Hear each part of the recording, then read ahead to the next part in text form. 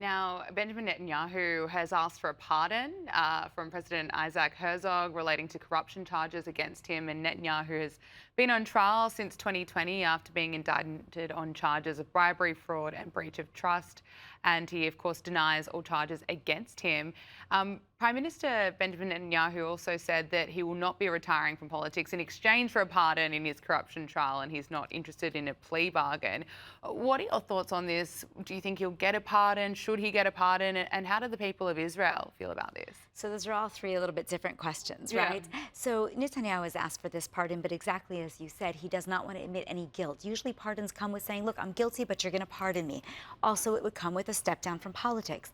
The majority of the Israeli people, by all polls, would prefer for Netanyahu to step down. But Netanyahu has made clear, and in fact, just overnight, that if we go into another election, that he will want to run. Now, elections in Israel are scheduled officially October of 2026, so about a year from now. However, there's been a lot of understanding that it is likely that we will go to early elections, which can happen. We've done it many times. If you remember, there were 5 elections in 3 years in Israel. Only one of them, of which Netanyahu did not come out as the prime minister. There was about an 18-month window there over the last 18 years or 20 years. And so it is likely that Netanyahu will run again. But it is definitely also likely that even if he does run again and even potentially gets in as the leader of Likud, though again, by all polls, the Israeli people are against that happening. Remember, there's been no commission since October 7th. We haven't been able to establish who, in fact, is officially guilty for what happened on the October 7th with the massacre. And likely it is not just Netanyahu, it is the heads of the IDF, the Shin Bet, it is in all spheres. But Netanyahu is a part of that. He was prime minister, and the people are angry to not have him take some accountability at this stage. You see, even after the hostages come home, protests in the streets against the government. So there will need to be a change, but let's just play it out and say Netanyahu gets in. What you'll definitely see not happen is the more extreme entities, the Bezalel Smotriches or the Itamar Ben-Gvirs, whose names appear in the media a lot because of the choice things they like to say.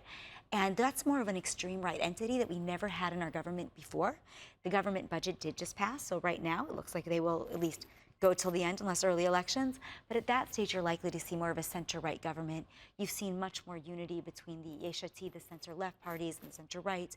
And it is more likely that whoever is prime minister, Israel is sick of the extremism, and we really want to heal. And one of the ways to do that will be to have more unity. Now, since October 7th, there's been so much bias against Israel playing out in the media and the media's coverage of the war. We're also now hearing that anti-Israel messaging from podcasters as well, which is quite alarming. The BBC has ordered staff to complete mandatory anti-Semitism training following a series of scandals at the broadcaster. What's your assessment of why we've been seeing this anti-Israel coverage and anti-Israel bias playing out since October 7th? Look, I think that the seeds of anti-Semitism and anti-Zionism have been planted long before October 7th, and October 7th opened the floodgates to allow it to become mainstream and acceptable. Part of it is that anti-Semitism is always there, and anti-Semitism and anti-Zionism are now one and the same in many ways. That's one side of it.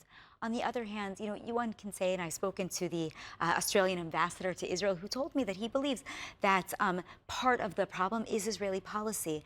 But I have a very hard time believing that the policy of, for example, Prime Minister Netanyahu impacts swastikas or vandalism or fire bombings in the streets. And so, I think that we're in a very difficult time. We talk in Israel about the 7 physical fronts of the war and the 8th front, which is the PR war or the battle in the international sphere. And my take is that that battle is going to continue long after any wars physically end, because now that the floodgates are open, and you have to remember, in the United States and all over the world, here you kicked out the Iranian ambassador, right, because we saw that there were funding that was paying for hate crimes to take place on your soil.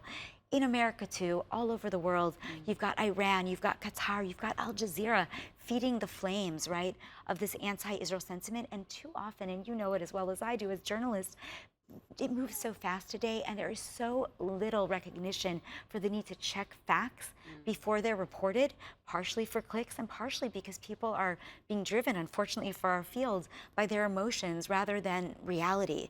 And when you mention podcasters, I think that's where social media podcasters, this is where you see it play out more and more, as opposed to even in mainstream media, where at least there is still a little bit of checks and balances left. Yes.